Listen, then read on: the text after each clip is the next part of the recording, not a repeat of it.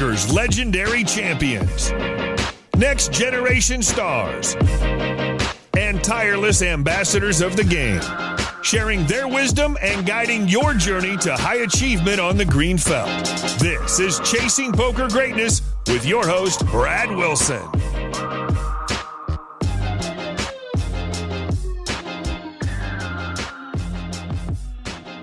Yo, what is happening? Welcome back to another episode of Chasing Poker Greatness. I'm your host, Brad Wilson, and today I'm going to be speaking with one of the legends of the game. Anybody with even a passing interest in poker during the last 20 years will certainly recognize the name of the poker brat himself, Mr. Phil Helmuth. Phil's list of accomplishments and accolades in poker is so long that it's difficult to put it together without missing something. To name just a few of the things that have made him one of the best poker players to ever sit down on the green felt, he's a member of the WSOP Hall of Fame. In 1989, when he won the WSOP main event, he was the youngest player to ever do so. He has won 15 championship gold bracelets. All told, he has $14 million plus in winnings at the WSOP alone. Aside from appearing on TV during broadcasts of some of the tournaments he's played in, he's also appeared in many other televised games, such as Poker After Dark, High Stakes Poker, and Late Night Poker.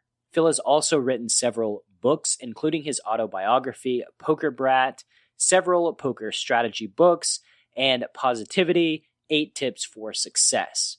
During my conversation with Phil, you'll hear some of his best stories about a life playing cards and the places the game has taken him.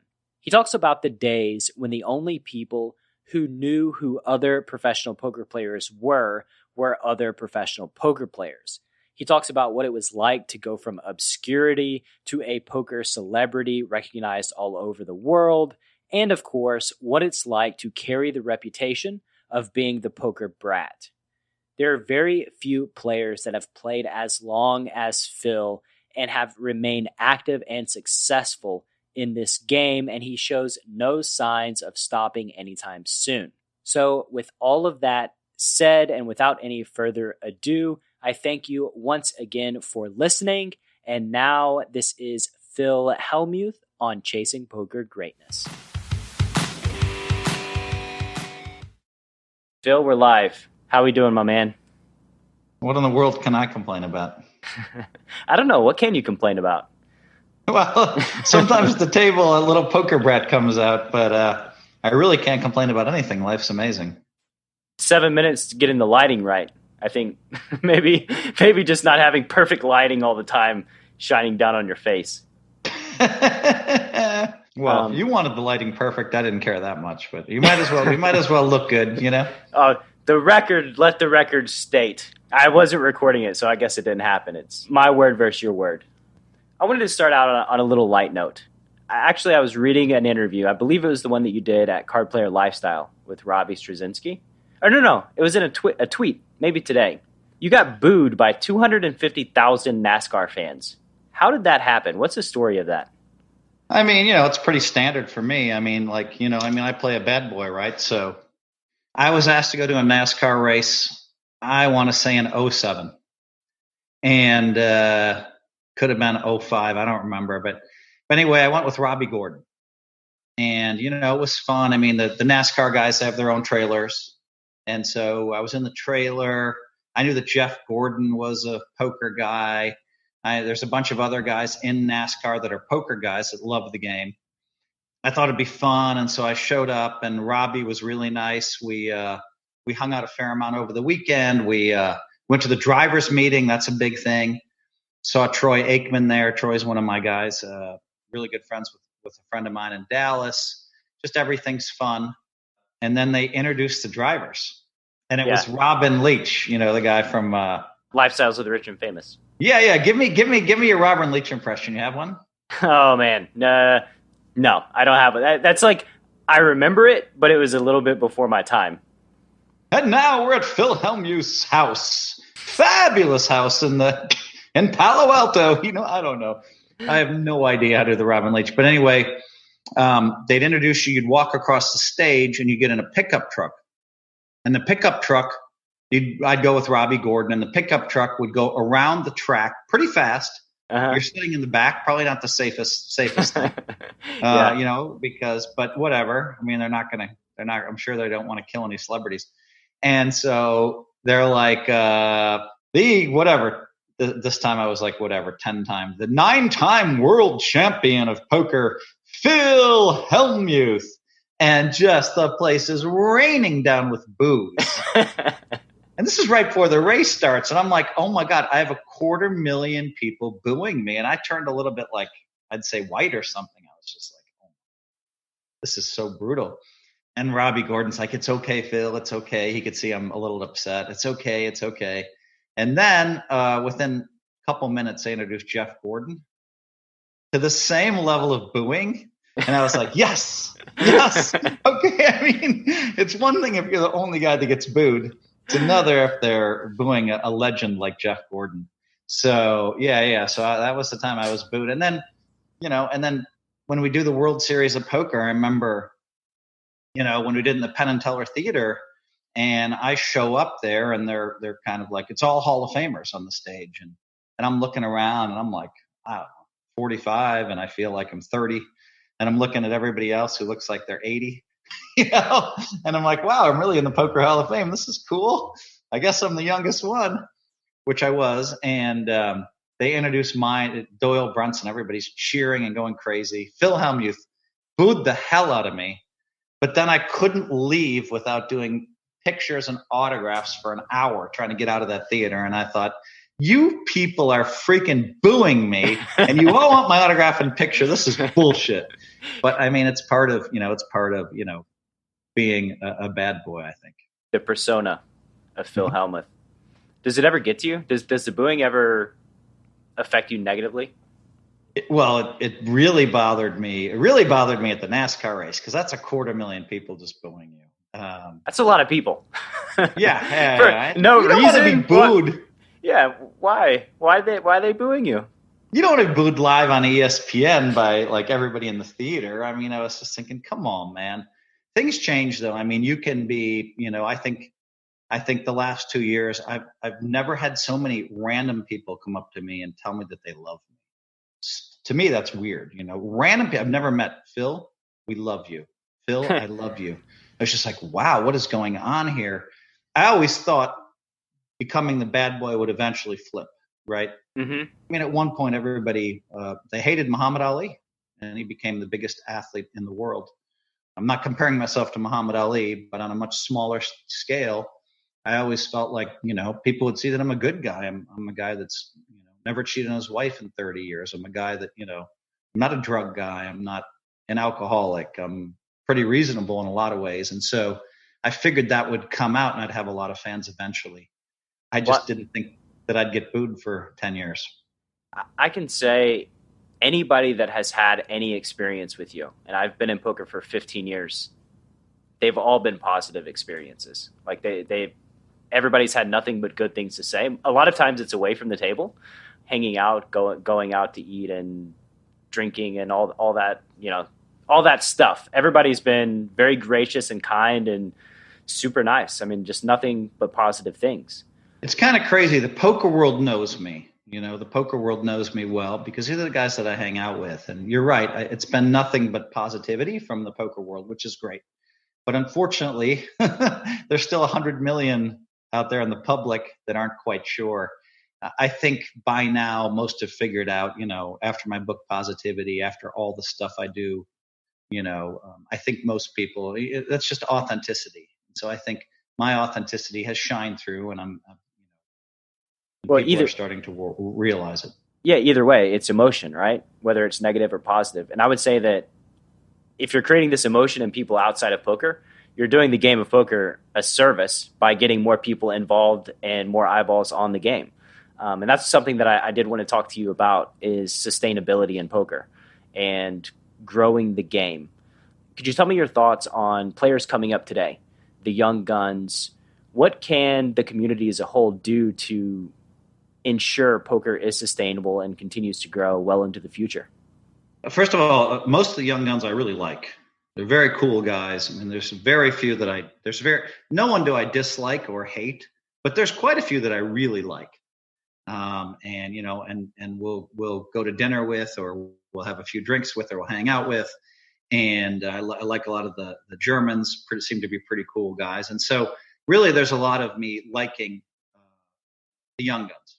I think that for some reason they don't quite have the personality of a Negreanu or me, or some of the other old school guys. And you try to figure out, all right, why do we have more personality, than a lot of the crop of great young players? And I don't even know the answer, except that, we had to somehow survive, when conditions were not ideal in the poker world.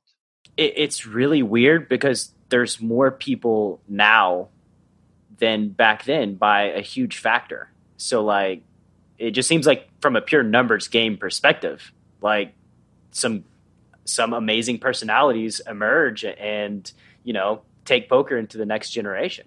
You're right. That's a good point too. I mean, I look at Mike the Mouth Matasow. I look at me. I look at Negreanu. I look at all these guys, and you're right. We have millions. Really, I think of 100 million people started playing poker on the internet, and of all those people that started showing up and playing in real world tournaments, it's surprising that there's not, someone obvious to hand off the personality titles to. You know what I mean? Not that I'm ready to hand off titles. I'm going to continue, I think, to win for a long time. I just had a second and a third in Europe. It would have been really sweet to pick up bracelet number 16 there. I just saw this really cool video that showed the bracelet video. Did you see that one? I didn't. So they show World Series of Poker bracelets starting in 1975 on YouTube. And it's a thing where, where they have 1, 2, 3, 4, 5, and each person represents a line. And I'm watching, and 92, all of a sudden, boom, I won 3 in 92 and 1 in 93 and 1 in 94. All of a sudden, boom, I'm to 5th place. But to kind of watch, and then there's a place where we're all 4 of us are tied at 9, and everybody was talking about the bracelet race in 03. And then Shannon Brunson go to 10 before me. And then I catch him. And I go to 11, 12, 13, but it's a very cool video on YouTube. Kind of culminates a half of a lifetime of work for me. And where we're going, or am I just bragging? I think you got into brag mode. We were talking about making poker sustainable. And my wife tells me that right now my ego's a little high, so needs to come down a notch. No, I think that players that have been playing for a very long time understand the entertainment aspect of the game and understand the value of making the game fun for the players they play against. And I come from a cash game background, and I've played a ton of hours at the Commerce Casino playing high stakes poker. And one thing that all the cash game guys know is we're half entertainers, in that make the game enjoyable so that people come back. And like, if people love playing with you, that's great. Because then they tell people, right? Like they tell people to play poker. It's super fun, all this stuff. And I think that the generation before me just really got that in a way that maybe the generation now doesn't. I'm not sure.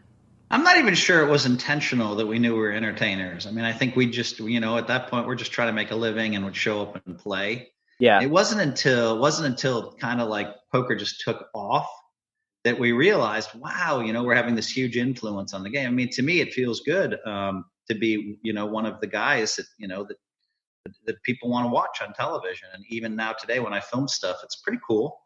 I had Draymond Green on the other day. After we're done with this interview, I'm going to go play a high stakes game at my friend's house. Don't want to get any names, but we're going to have a new Golden State Warrior playing tonight, not Draymond, because the Warriors play tonight. More of an ex guy, and so it's going to be fun. And and that to me, I don't know. I think it's all about who you play with. And I don't have the most fun I have is playing with my regular group. And we were playing this small. It was Sure. Like no reasonable pro would have shown up to play 5-10. And, because it's just hard when you're used to playing 50 and 100 I became great friends with this group. But I will say, to your point, poker is a lot about, you want to be playing with people that are fun to play with, that are interesting, that'll talk to you, that'll ask you about your day. I mean, you want to feel some camaraderie. What about the rules in the poker tournaments? Minimizing the talking. I always thought it was like the coolest thing when I was reading books, dreaming about being a professional poker player, showing somebody your cards, getting a reaction. That the gamesmanship like that, like in my opinion, I think all of that needs to be back in poker. What are your thoughts about the social aspect of it like that? I mean, that's huge. As you know, in a cash game, as a cash game player, there's times where, you flop a set, comes deuce, 3, 4, and you have a set of deuces. And you're trying to figure out, now a 7 comes off, and I don't know, maybe the flush hits and the guy's made a big bet. And you're trying to figure out, is he betting aces and, is he betting whatever, a 2 pair? Is he bet, and you're really trying to make a determination. In the old days, I could just flip the set up. Yeah. And they'd look at it and I'd be like, oh my God, they don't want me to call. And so that Jedi mind trick of being able to expose your cards and then making a great call, to me, that's all about poker. That's what poker is. And, is reading your opponents. And when they eliminated that, the ability to show cards on the river, against a single opponent, I felt like it was an attack against me and my skills. I really felt personally attacked. I'm like, why did they change that? Are they trying to make reading abilities a less part of the game? And I complained about it, and I went public and said, this is bad for poker. I think so. But they got rid of this stuff, man. I mean, we're talking about back in 2000 or something, or 99, the ability to show hands. And so now, you can still say things like, if you have jacks, you can still say, wow, I'm really crushing tens. Yeah. And that's okay. And you can get the read that way, but it's not quite as, so I'm on your side on that one. I mean, I think that it just adds more skill to be able to show your cards in a meaningless spot on the river. I mean, why wouldn't you be able to show your whole cards? I felt like it was almost a personal attack on me. And I brought it up with all the rules makers, and they never even really considered changing that rule back. Yeah, it's the thing is, like, it works both ways. All this information, all the talking. I've seen Daniel talk on, I believe it was High Stakes Poker. He's talking, trying to get information.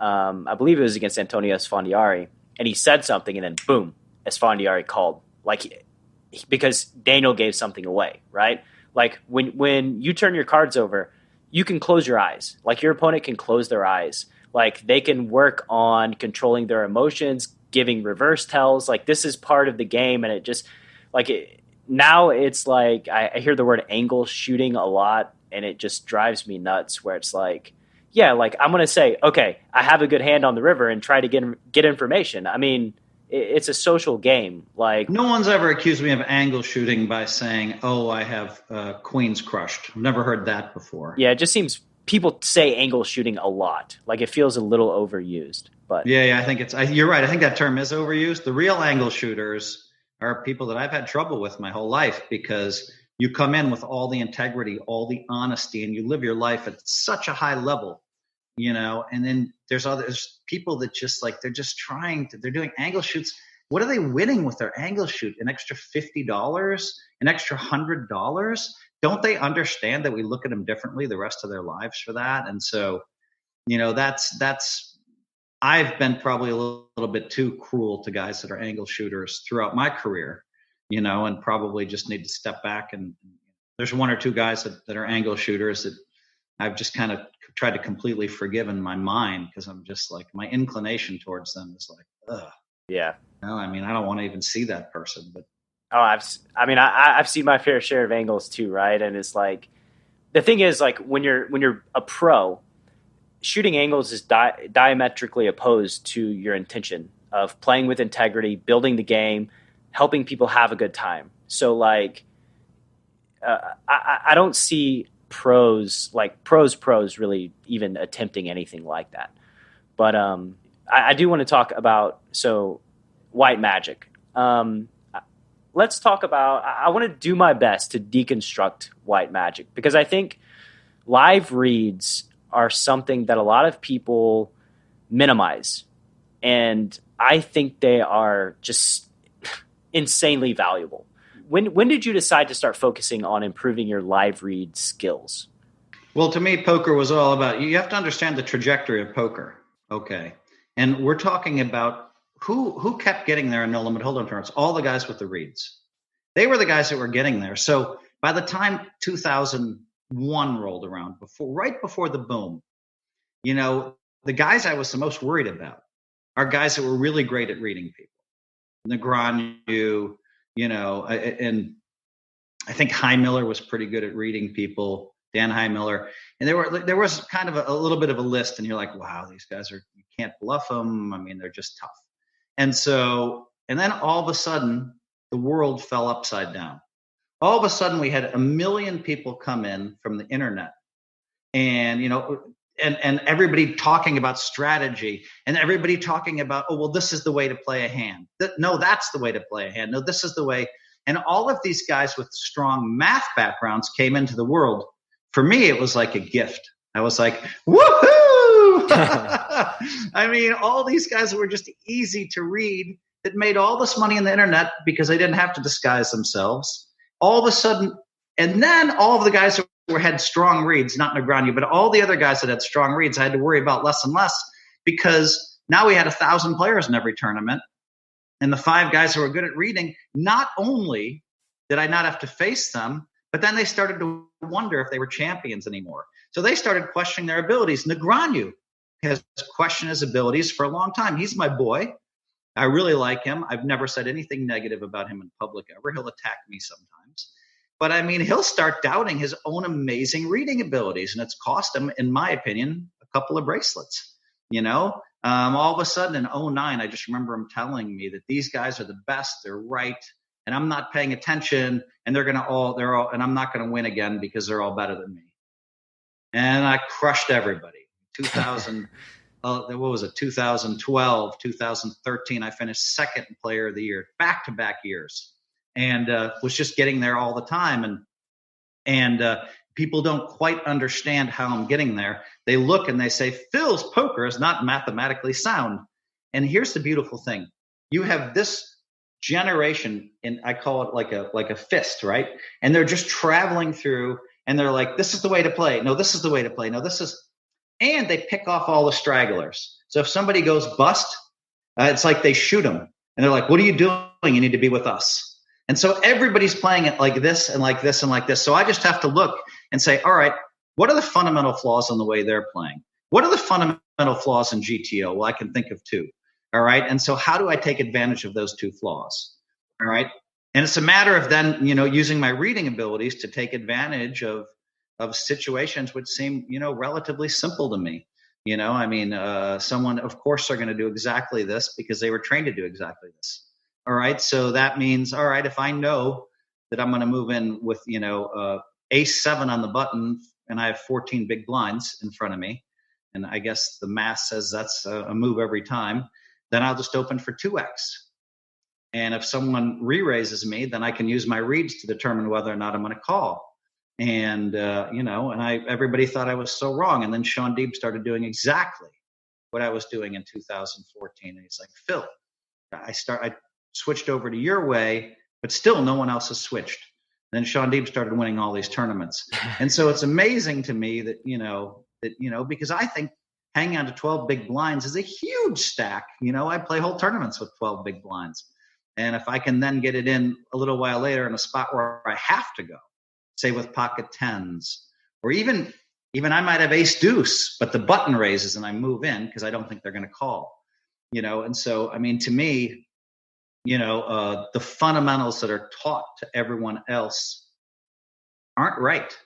And thank God, because I wouldn't just continue to win. Beyond that, even if they finally do get all the fundamentals correct, then, I hope that, they still have to look at me.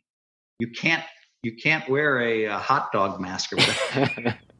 You can't do that. I mean, it's not, we're outlawing that. So It's interesting to me talking about the stragglers joining the fist. That's a very visual way to put it.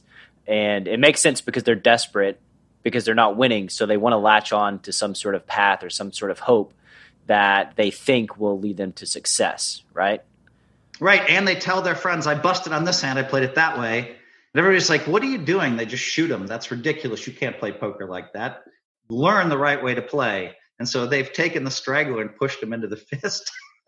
So just more people that's easier for me to pick off. Now I can pick off the whole poker world instead of, whatever current there, and so I like this. This is good for me. And, you could come back and say, well, Phil, you're delusional. Everybody else is right. I mean, and that's one theory. It could be my delusion, except that I just keep getting there. And so then I don't think people know what to do with me. Yeah. You keep having success, and yet you're delusional. So maybe you're just the luckiest human that's ever sat down at a poker table, or maybe you just know something that other people don't. Well, they see all these pots I lose where I'm a big favorite, and so they can't attribute it to me being the luckiest. So they have to attribute it to something. They don't honestly understand what I'm doing. I mean, Antonio Esfandiari, who's one of my boys who I really like a lot, he was doing the commentary for the 2012 WSOP, and he was just like, I don't understand what's happening. I don't like the number of times he said, I don't understand what Hellmuth is doing was like funny. And I mean, he's, I think, a great player. I think it's interesting that in almost all professions, like you can reverse engineer, right? You can look at what you're doing and kind of reverse engineer the strategy and implement it into your game. And I want to go back to the white magic. What does your process look like for cultivating this ability to read people, like on a daily basis, and especially like in the beginning, I guess, when you're going to realize the most gains early on, right? What did that look like? Well, I mean, in the 80s when I was coming up in poker, I basically just played pot limit hold'em mostly. And for years, that's all I would play when I lived in Madison, Wisconsin. And so in playing a lot of pot limit hold'em, you learned to read people, just a natural instinct. Now I tried to teach a lot of people, 50 people, how to read people, and they couldn't do it. So makes me wonder, there was a very famous book written called EQ. I think it was by Daniel Goleman. And he talks about learnable star qualities. I don't think reading people is learnable star quality. I think you can only go so far. So I think there's a ceiling for most people on the planet on where their reads can be. And so that protects me because I happen to be one of those guys who's great at it, and I don't think you can teach it. So I feel like, well protected for the next few years as far as playing no limit hold'em goes. The process, though, for me, good question, was to say, all right, what does he have? All right, he's raised, he's re-raised. And I'm like, all right, I'm pretty sure it's queens, jacks, or tens. All right, now it doesn't look like queens because he did that. It could be jacks or tens. So narrow it down to two hands, and I just take a flat guess, right? It seems more like tens. Well, the number of times I hit the actual hand on the head scared people in the games I was playing, and they'd be like, holy shit, I have tens. How did you know? And they'd flip up the tens and show me. Or I'd say, it has to be ace king because you overbet or whatever. And they'd flip it up and they'd say, holy shit, how do you know? And so people were a little flipping out at how I could, basically you're talking about, reasoning, deduction, right? I mean, you have to use a manner of deduction. And people do look a certain way. I mean, the easiest hand, according to Doyle's book, to read, and I didn't read his book, but I heard this about his book, was two aces. I mean, when your opponent has the best possible hand and you're a top professional player, you should always know that. And so there's just a different vibe that they give off. And so start there. So it happened to me the other day. I was at the series where I don't play a lot of cash games. I was down to $2,000 in town. It was during the series. I was about to press a button to have a couple 100,000 wired in. And Alan Keating me invited to a game at the Aria, and I'm like, okay. And I'm like, all right, just loan me 100 or whatever. So whatever I need, and I sit down in the game, and I find myself with 158,000 in front of me. And the guy under the gun, the blinds were 2-4, opened for $3K. He got called by the next two guys, which is unusual, as you know. First of all, it's a huge, and I made it 17,000. It got back to him. and he made it 44,000. And I just thought, I'm going to put it all in, and he's going to do the quick look back to see it's aces and snap the money in there. You're walking right into the frickin', Temple of Doom, And so I decided to fold the hand after like a minute, and I just couldn't get around. He had aces. He has aces. He has aces. He has aces. The guy had been playing very fast, though. You had kings? He had moved in with threes once for 40,000. I had kings, yeah. And so finally I showed Alan and I showed the other guy, and they thought I was fucking around. I showed them, and they're like, what's taking so long? And I mucked it. I mucked the kings, and the guy went crazy. And Alan tried to look at his whole cards. He wouldn't show it. And every other time I folded kings in my life, they showed me aces. But he swore to God he had aces. And when I quit, he stopped me, and he's like, how did you know I had aces? And wanted all these detailed explanations. So, I mean, if he didn't have aces, he went a long, long, long ways to convince me for no reason, because I've only played with the guy once. Yeah. But what pissed me off about this story is I haven't had 158,000 of my own money in front of me in a long time in a cash game, You just snap, get kings versus aces. And then they give me kings versus aces. Come on, man, Yeah. I'd already lost like 160K. I had kings against tens. I almost lost both boards on that one. So I was just like, what is going on here? But I was proud of myself, and I left. I booked a 17K win. I don't think the 17K lasted me more than a week, and I had to wire in a couple 100,000. But I could easily, have won a couple 100,000 in that game. Alan put me in an amazing game. And so that's just something. I haven't folded kings in a couple years before the flop. And that's one where it was just completely instincts. Yeah. I folded kings maybe 3 or 4 times pre. I've always been shown aces. And I can say that if he didn't have aces, you're probably going to get shown, just because you're you and going to try to put you on tilt by showing you whatever. But I would say that that's a spot that's probably aces. A giant open, giant squeeze, and then like a min 4-bet. People are like, well, why didn't you call 27,000 more and take a flop?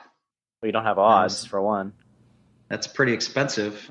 He did have me covered. So, I mean, if I do hit a king, then maybe I do get it all in. Sometimes it comes an ace and a king, but yeah, but a lot of times it just comes deuce, deuce, 4. And now what? Now you have to.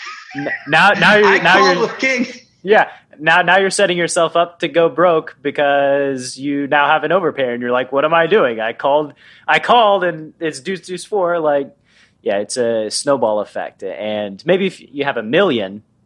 If you're at home watching this interview and you want to increase your reading abilities, then, just try to guess other people's hands, but make sure there are people you can ask later. I mean, you might have a deal in place with some people and say, hey, listen, I'll show you guys 5 or 6 of my hands if you show me 5 or 6 of yours, right? That kind of thing, where everybody's like, okay, cool. And just say, hey, we're all practicing our reading abilities.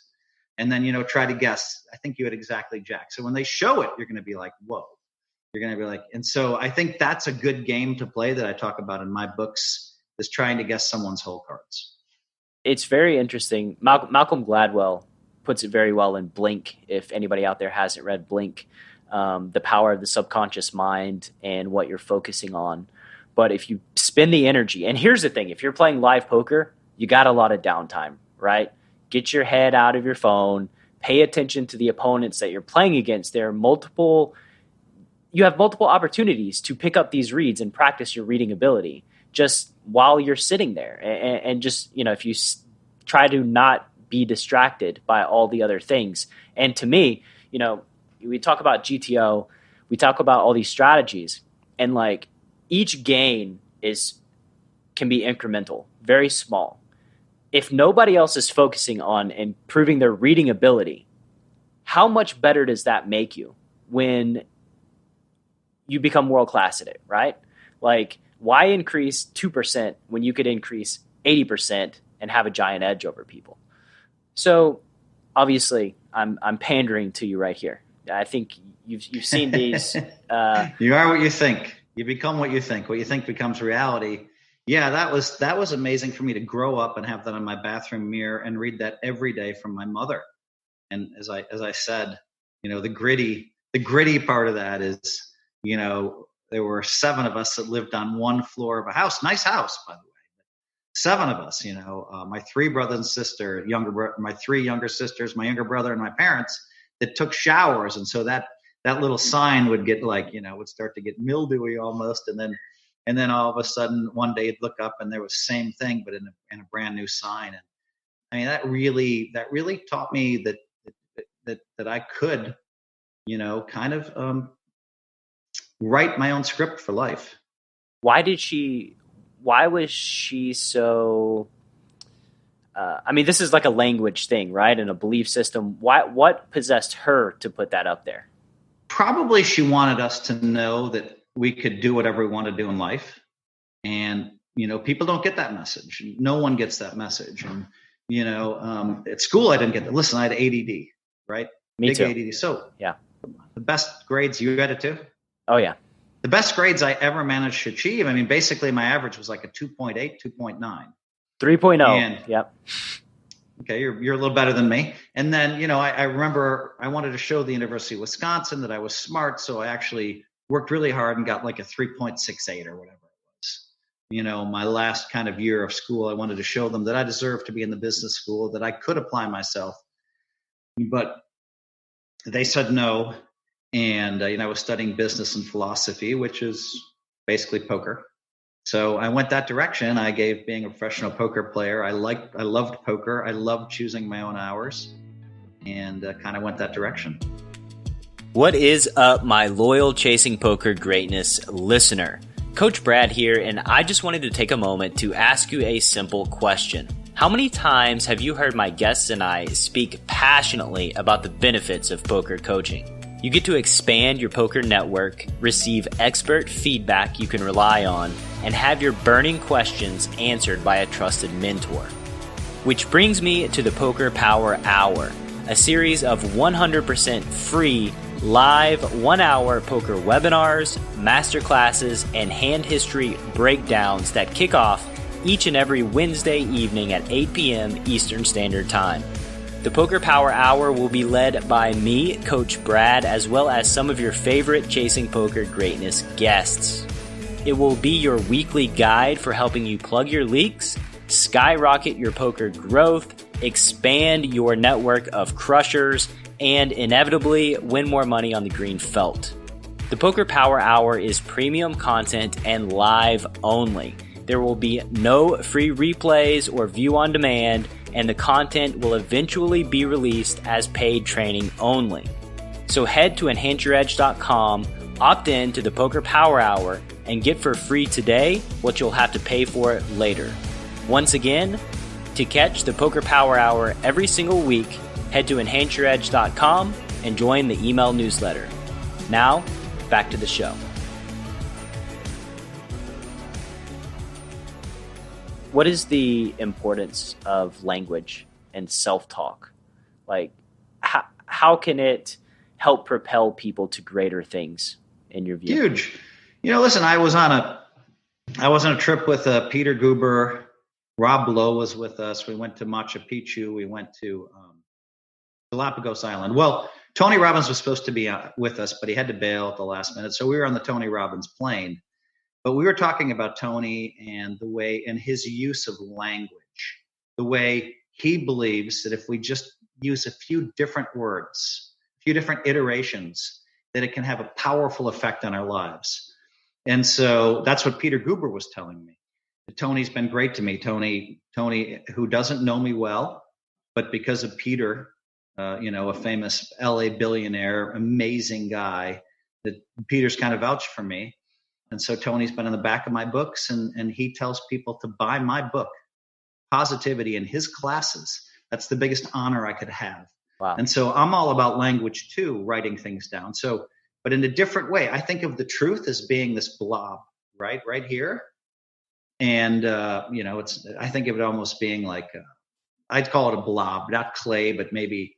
And so I think you can approach truth from this angle and this angle and this angle and this angle.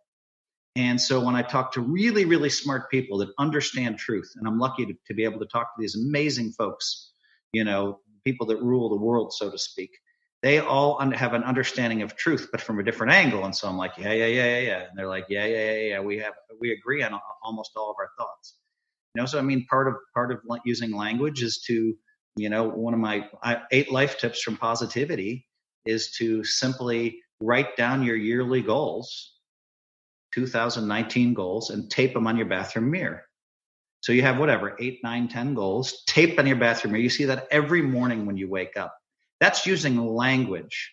And you're not going to be able to write those goals in one day. I mean, if the people that are watching this, write them down the best you can, but you're going to change a few words the next day and the next day. After 2 or 3 days, you have the list just the way you want it. You tape it on your bathroom mirror.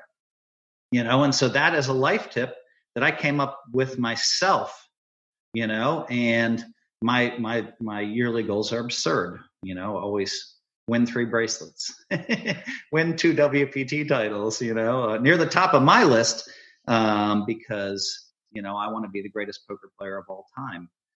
And by the way, that's a goal that I wrote down in 1993. I wanted to be great at poker, but then in 93, after winning 3 bracelets, I said, all right, I'm going to be the greatest poker player of all time. How do we measure that? You measure it by starting like everybody else in a tournament. You can't measure it. Some people are really good, as as a professional poker player. Some people are really good at schmoozing. They get into better games. Some people are really good at borrowing money. Some people, because of other skills that are not related to just poker, they're able to have an edge. Some people are like, they have a rich friend who's like helping them, staking them, or they have a rich friend who says, hey, I can help you go collect some money for me, or this or that. I've seen it all in poker. The only way we can really know who's great is sitting everybody down in the same tournament and seeing who wins all the bracelets, who wins all the titles. We all know there's some great cash game players whose names aren't out there, but some of those cash game players, it might surprise you and your audience to know that they were broke a year ago or 2 years ago or 5 years ago. And, and how did they get back on their feet? They were good at borrowing money. Yeah, it does not surprise me. that would not surprise me at all. I mean, it's a volatile lifestyle, and I think that there's a lot of self-sabotage involved in poker, especially when you get to the highest of highs, where huge self-sabotage is involved. Yeah, and money management's your thing, and I'm not picking on somebody like Bryn Kinney, right, who buys into a tournament for half his net worth.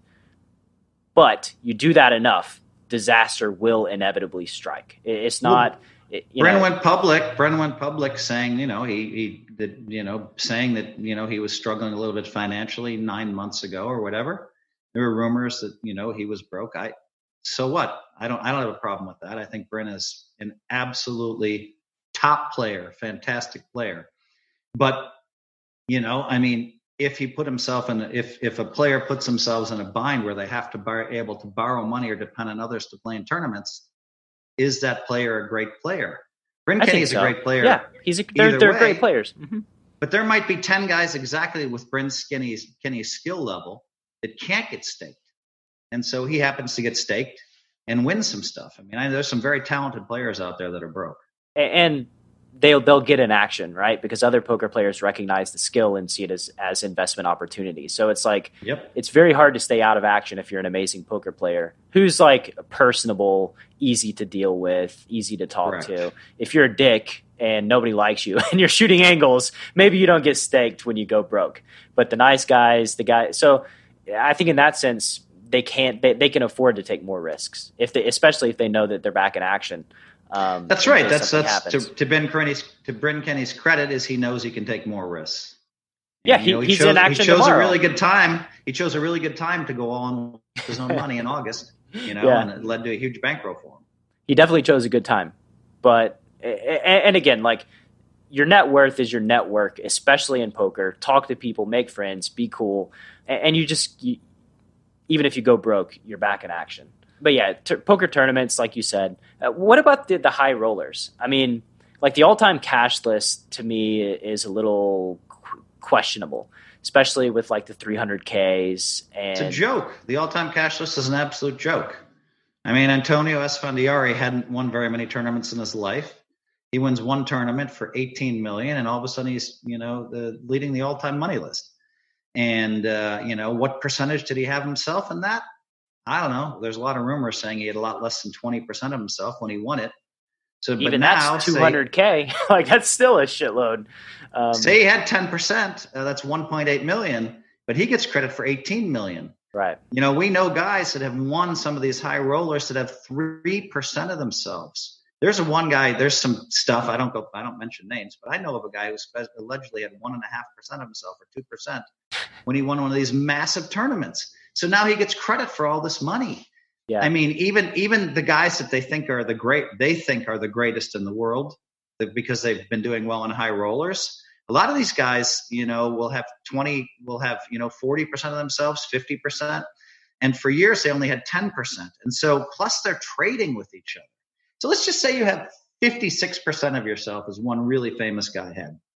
And let's just say you traded 5% with 6 other players. Okay. So effectively, you only have 26% of yourself, right? And so, you know, the all-time money list to me is a joke. And these guys walk around saying, oh, we're the greatest players. And then they get support from some people like Eric Seidel. You know, I don't know, Eric might have backed off that now, and Daniel Negreanu might have backed off that now. But they're not the greatest players in the world. You have 20 guys that are playing in the high rollers. They're not the greatest.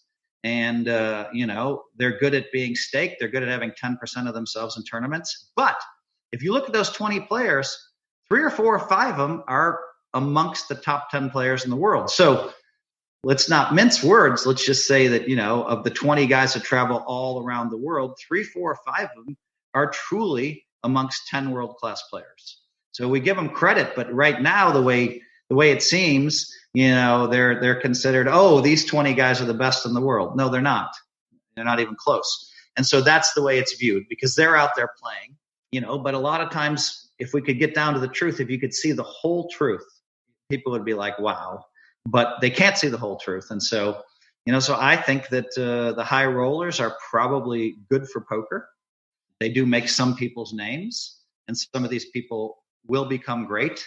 But the high roller list is a freaking joke to me. I mean, I worked my ass off to get to 20 million. If you take the $1 million buy-in tournament where I cashed for 2.8 million off of that list, and you look at me and I'm at 18 million from $1,500 buy-ins and 5K buy-ins and 10K buy-ins, and you're just like, wow, this is just unreal. I'm supposed to have that lofty perch, you know. And Negreanu is one of the guys who's up there with me, you know, who's done it in all the other tournaments. But, you know, there's not a lot of us that are up on that list. And so, you know, the list has become a joke. It's untenable, and it doesn't really represent what it's supposed to represent. And I think the card player of the year has turned into something else too, especially with like so many points being awarded in the high roller events that only a few people. It actually becomes like you mentioned earlier, like a cash game where the people that are really good at raising money to get in action in these tournaments have a significant edge in both the all-time tournament, the cash list, and the card player of the year. All right, let's move on to lightning round. I know you don't have a ton of time. When you think of joy in your poker career, what's the first memory that comes to mind? I mean, I'll tell you this. I think I'm a very joyful person. You know, I'm just having so much fun. I mean, I just think just the last week, I mean, I was I went to the NASCAR championships to support, you know, Denny Hamlin. You know, I ran into Michael Jordan there, MJ, and had kind of a funny interaction with him. But I mean, you know, it's my first NASCAR race. We don't even have the right credentials to get into the drivers' meetings. They're like, Phil, go right on through. And I arrive and they're like, welcome back. And I'm like, man, I've been to one race like 12 years ago. Welcome back is great. You know, they still remember. And I'm just having a ball, you know, and I look around, I see thousands of people. I'm the only one dressed in gold, but most people would be like subconscious. I'm like, yeah, I'm supposed to be dressed in gold. Just having a blast, you know. All the NASCAR legends are coming up to me. It's, you know, Dale Earnhardt Jr. and all these legends, Tony Stewart, you know, and Tony Stewart's 2 minutes away from getting into the pace car, and he's busy talking to me, you know. And so it just feels like I feel so spoiled. I'm out there just having so much fun. In Chicago on Friday, you know, I was last Friday, I was, I was able to sit down with the governor of Illinois for an hour and 40 minutes, J.B. Pritzker. He's a great friend of mine. And just to sit there, he can't talk to, there's like 3 people in the world he can tell everything to. I'm one of them. And so, and I'm seeing an event the night before. We're picking up $1.3 million in one night for a charity. And the night before that, I'm playing a high stakes poker game with Chicago billionaires, winning $30,000. So I'm just having so much fun, a second and a third, just jumping around. So I seem to have a ton of joy in my life. Yeah. I really like what I'm doing. I'm having a lot of fun tonight. I can't wait to go play in the cash game after we're done. Joy in poker. Sometimes in poker, I just look like I'm too intense. The camera catches me, going, I'm on with ace king. This amateur called me with king jack and hit a jack on the river. What the fuck? The camera catches me being the poker brat. And, but I have a lot of joy. I mean, I have a lot of fun playing in World Series of Poker tournaments. I have a lot of fun playing in World Series of Poker Europe. I have a lot of fun playing in World Poker Tours. It was pretty joyous, winning my last bracelet in, 2018. I entered the $5,000 buy-in turbo. And everybody's like, well, Phil cannot possibly do well in a turbo because this is all math. And I think they've had the 5K turbo 4 times. I think I have a 9th, a 1st, and a 6th. Despite them saying Phil can't possibly do well in turbos. So that I like that. I like hearing that. And it kind of encourages me. This year I finished 6th in that same turbo, had a real shot at a bracelet. But yeah, the joy of last year of just picking up that bracelet, it was a little bit more unexpected, I think, because, the levels go up kind of fast. And I had a lot of chips going in and, I think I had a chance for a great joyful moment because people say, oh, Phil's no good at online poker. And I popped in this online poker tournament for a bracelet and somehow I'm just trying to cash. And then all of a sudden we get to 100 and I'm chip leader. And now they realize I'm chip leader and they start hitting Twitter everywhere, Hellmuth. And then they did a live thing. A couple of people did live things of me. And then all of a sudden we got to top 10 and I'm chip leader again. And unfortunately, in that one, I think I finished 5th, but that could have been a joyful. I mean, that's cool, man. I'm in my suite at the Aria playing, And this online poker thing's not so bad. Yeah, if you're speaking of joy in poker, I seem to have a lot of joy just in life. And, the other side of that is sometimes an intensity, and sometimes I can come off as a little barky at the table, and that's me. I think everybody kind of knows that, and I think if I ever dress someone down or like whine, then they texting people and they're like, Phil whined at me, and everybody's like, join the club, now you're in. Yeah, it's like a rite of passage. And I'm just like, really? But and then of course what they don't catch is I'm always apologizing to people and saying sorry and shaking their hand. Sorry, I lost it. But it's kind of, there's a lot of joy there, and I'm really having a lot of fun. But I mean, my most joyous moments are, winning world championships. My most joyous poker moments. Poker moments, yeah. It's a good thing that you waited so long to go back to NASCAR. You didn't get booed this time. Well, they didn't put me in the I was not introduced on stage. And I think I would have probably been booed, but I don't know. If you could gift all poker players one book, what would it be and why? I guess I'm promoting my own stuff, but I Play Poker Like the Pros is the book that I wrote. And it was filled with truth. And it became a New York Times bestseller because it's filled with truth.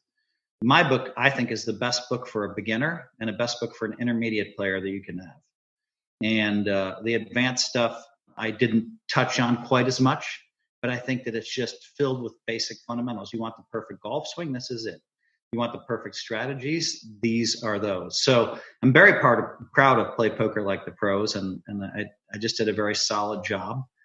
If I could go back, I might change a couple of things, but not too much. It's very hard to write a poker book. It's very hard it's so organic. Things change. The game changes and strategies change over time that after 15 years, it's really hard for something to stay relevant, especially in a game like poker. If you could wave a magic wand and change one thing about poker, what would it be? Wow. Well, I would legalize online poker. If I could wave a wand, yeah. I would tell my friends to spend $160,000 with the proper committee back in 2012, because it took about 160,000 to make sure online poker was legal. They didn't know it. I didn't know it. I had heard rumors. What do you mean? Well, I haven't heard this story. Well, I mean, do you know why online poker became illegal? I am aware. So one guy wanted to run for president, and he was doing a favor for someone else. He didn't even run for president. So they threw it on as a rider. Yeah, Bill Frist. The last bill. So, I mean, like, it's really ridiculous what happened to poker. But you had these committees and subcommittees. Now, normal people, would be normal people protecting businesses are going to be lobbying for their businesses. And, I think Full Tilt liked being kind of the outlaws, or felt like we have a legal argument to exist. Whatever philosophy or attitude that was. I think Party Poker dropped the ball because they should have been spending $200,000 a year to make sure to keep these laws out of committee. It's not hard. I mean, it's exactly what people do in the United States of America. They lobby for what they need. I don't necessarily like the system. To me, too many things that should be passed aren't, and too many things that shouldn't be passed are, because people are spending money lobbying. But we dropped the ball with online poker. So I would love to. Online poker cost a lot of us huge salaries and huge upsides, and it may end up leading to some great things. But it also cost millions of people, who were making a living playing online poker. There were a ton of people who were really good. Hundreds of thousands, would still be doing well, I think. And sponsorships, magazines. You're talking about UIGEA. That was like 2006, before Black Friday.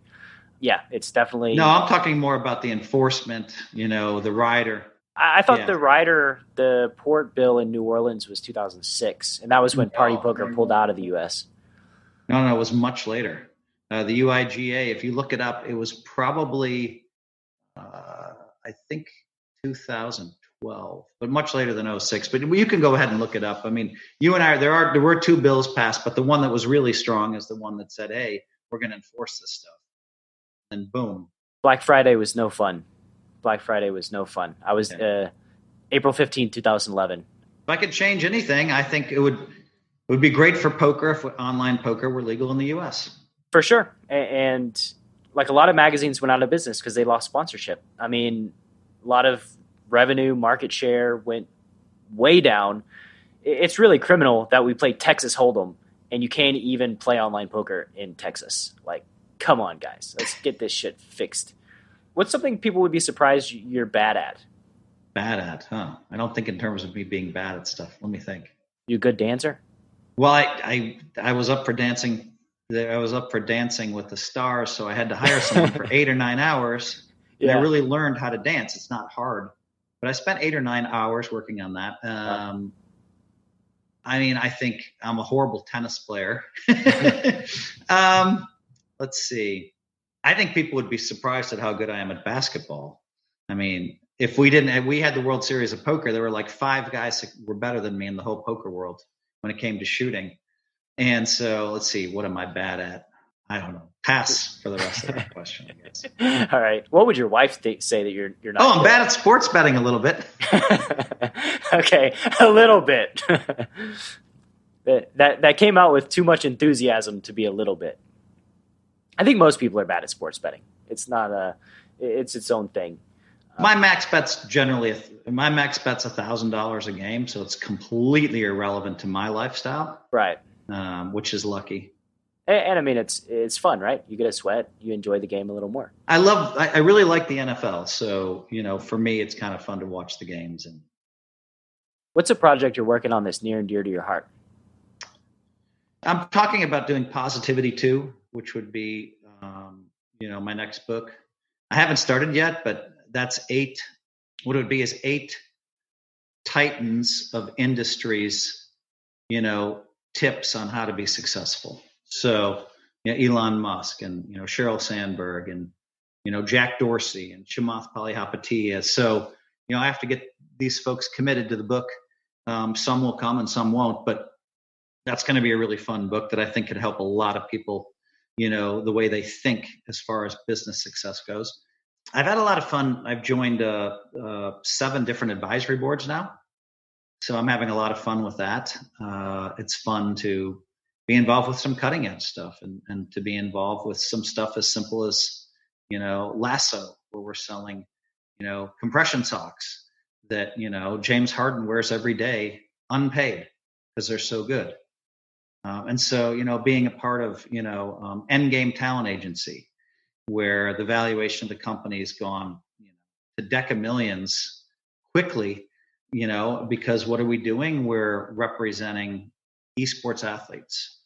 Endgame Talent Agency is, and we're bringing money to them through, all of the sponsors that want to get to that demographic. And so there's a bunch more that I could mention and go into, but it's really fun to be valued. The CEOs, the startup CEOs, they call me and we have long talks about stuff, and they really value what I have to say, which is pretty cool because I haven't technically built a company of my own.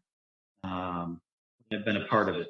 How did you become valuable to them? Like just learning over time? What did that process look like? Well, my value, being reasonable goes a long ways, right? Being reasonable and having been there, and I've seen companies built from nothing. I've been a part of companies that have built from nothing. So reasonable is a huge, huge, huge part of it. How to deal with high net worth investors, I can help them with that. And then also a huge part of my value comes from the fact that I know, that I'm really good friends with Chamath Palihapitiya, with Bill Gurley, with Bill Lee and David Sachs. My friends have these funds, Rick Thompson, Jason Kalkanis. Those 6 names I just mentioned, they have 5 funds, that are worth billions of dollars. And so, if I like an idea, I can pick up the phone and call any of them and say, hey, let's have a meeting. Can you schedule my company and I in to raise some money? And that's enormously valuable for, early stage companies. Most of the early stage companies aren't even ready for that yet, that I'm involved with, but eventually they will be. So, I guess it's connections. My connections help so much. And then I didn't necessarily understand that I'd be so valuable just being reasonable and seeing potential outcomes for companies. But that's been fun for me. And I would say it speaks a lot to you as a human being at all these connections that you've made and all the people that enjoy being around you. Regardless of your poker talent or your poker ability, you got to be a cool dude to foster and have these relationships. You have to be either really cool or either really authentic. I haven't discovered which one I am. I'm reasonable and authentic. So you could argue that I'm not cool, but I'm purely authentic and straight up. And I've done some pretty cool things in my life. But well, they got to like you. They have to like being around you or spending time with you, right? I am super well liked. Everybody, it's amazing. People want to be around me. There's no bullshit. There's no backdoor stuff. I'm not asking my friends for anything either. And most of these billionaires, they're surrounded by people that they're asking for something. Absolutely. I never asked for anything. They never asked me for anything. And then your relationship, it's easy to form a friendship based on, hey, who are you and what are you doing? And, what kind of person are you? I was friends with a billionaire in Los Angeles and made it a point to never ask for anything because I saw all the people. And I saw it's actually an interesting life that billionaires lead as far as not knowing who to trust and not knowing which relationships are authentic and genuine. And it's quite a struggle. I mean, my friend, I saw the struggle in his life as far as finding authentic relationships because most people have an agenda, right? Right, and you can be authentic with him, not ask him for anything, and he can call you and ask you for advice because he's getting unvarnished truth, and that means something. Right. He can call you to hang out with him, come over to his house and do stuff with him, or be on the jet with him because you're not asking for anything. Right. It just made it. Yeah, it was a super insight having that relationship and seeing all the inner workings and like, oh, when people say that money doesn't buy happiness. Yeah, they're right. Like some people have all the money in the world and no authentic, genuine relationships, and it's tough. I mean, I hate talking billionaire problems, but like it really is, right? Final question, Phil, and I'll let you go crush some billionaires in a cash game. Where can the Chasing Poker Greatness audience find you on the World Wide Web? Yeah, I mean, philhelmuth.com is a good place.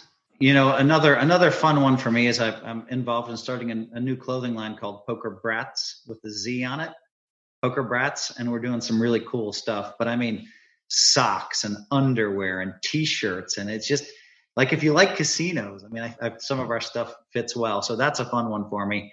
PokerBrat.com, and I'll be filming on the Poker Go app. I'm on the Poker Go app all the time. I'll be filming December 10th, 11th, 12th, and 13th, the 500 and 1,000 game. Right now, I have 100% of myself. I might sell 50 to my friends, but it's going to be 500 and 1,000 4 days in a row. And then Holidays with Hellmuth is also on the Poker Go app on December 19th, which is live. And so, I think I was meant to help a lot of people on the planet. And I think my book, #Positivity, which you can only buy at Amazon.com. I think I'm going to sell 1 million copies of that. It's been slow, but I think I'm going to sell 1 million copies of that. And I'm going to help tons of people with 8 simple life tips. So, I mean, I think, I would encourage anybody listening to this to go buy my book, Positivity. You can probably get it for $13 or $12 on Amazon. And I think it will change your life. Don't tell Phil, but you can actually get it for free on Kindle Unlimited on Amazon if you check it out. And it's like under an hour read. It's very 70 minutes, quick to the point. Yep. I read it today, actually. It's a good read, a lot of wisdom. And Phil, I don't know. What was your favorite chapter today? The one on anger or hatred. And forgiveness. That one's called Hate Hurts You. Hate Hurts You. Yeah. The one that was the one that struck home to me the most. Your story about being taken advantage of and not going public, and following the line of all the good things that came from that, from you not going ballistic and going public with it all. I thought that was a very good message, and it resonated. Someone stole 28,000 from me, and I decided not to go public. Could have ruined them. Very famous player. Could have ruined them. Decided not to go public. I decided to forgive them because I was so angry at that person. I just didn't want to be angry anymore. And the way that happened on a Monday, and the way on Friday, I flew to the East Coast, to Foxwoods, and saw that person, shook their hand. It didn't feel great shaking that person's hand. And the way it led to exactly a third place for 280,000. You can't make that up. And if I had gone public, I would have just answered questions the whole time about this famous player and how they stole from me. And instead, it was just completely buried, sealed off. And I was able to focus on poker. I won 280,000, which was like, wow, exactly 10 times. I felt like I was being rewarded. And then that guy ended up paying me back the money anyway and ended up protecting me. Like he's my biggest defender. I let him off the hook. And so, so the whole point is forgiving people, not for them. They might be the worst person ever. You forgive people for you. So the name of that chapter is called Hate Hurts You. It's one of my favorite chapters too. I believe it's there's the quote, resentment is like taking poison at night and waiting for the other person to die. Because, for mindset wise, if you go public, you're ruminating on it, you're thinking about it. It just goes on over and over. You relive it over and over. And like you said, you would not have done well in that tournament. I can say with confidence, mindset would not have been there. It just, so yeah, that struck home with me and makes me want to do a little better with forgiveness and letting things go. Yeah, that chapter teaches people to forgive everybody in their lives. Phil, I don't know if I'm going to wear your Poker Brats underwear, but it's been delightful, awesome having you on the show. I really appreciate your time and energy. And come back on again in a few years. We'll catch up, see how you've been doing, how many more bracelets you have. Have a great night, my man. That was fun. I really enjoyed it. Yeah, some good questions. I like the vibe. Good luck. Thanks, Phil. Thank you so much for listening to this episode of Chasing Poker Greatness. If you haven't yet subscribed to the show, please take a moment to do so on Apple Podcasts or wherever your favorite place to listen to podcasts may be. And once again, I wanted to let you know about PKC Poker. If you're on the lookout for a new poker platform where the games are safe and secure and the action's amazing, head to enhanceyouredge.com/PKCpod to get your code and jump into the games. You must have a code to play, as well as be 21 years of age or older. One final time, that's enhanceyouredge.com/PKC-pod. Thank you so much, and I'll see you next time on Chasing Poker Greatness.